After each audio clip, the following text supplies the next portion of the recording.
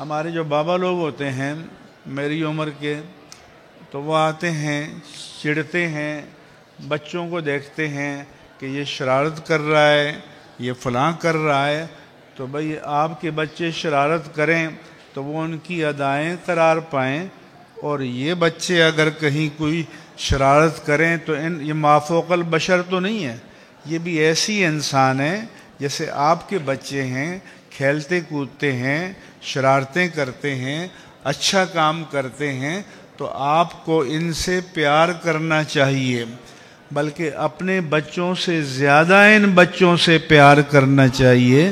کیونکہ ان کی کفالت کل قیامت کے دن آپ کے لیے وسیلہ نجات و شفاعت بن سکتی ہے۔ میرے پاس ہمارے ایک دوست آئے، انہوں نے ہمارے ہاں اپنا بچہ حفظ کے لیے داخل کیا تھا، تو وہ کہنے لگے کہ جی ہم نے تو سمجھا تھا کہ یہ بہت ہی بس مسکین، عاجز اور شریف ہوگا،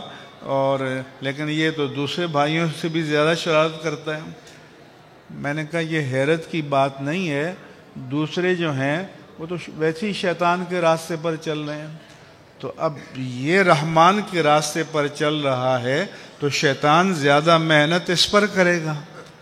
تو اس لیے ان چیزوں سے بھی آپ الرجک نہ ہوا کریں، یہ بشری تقاضا ہے۔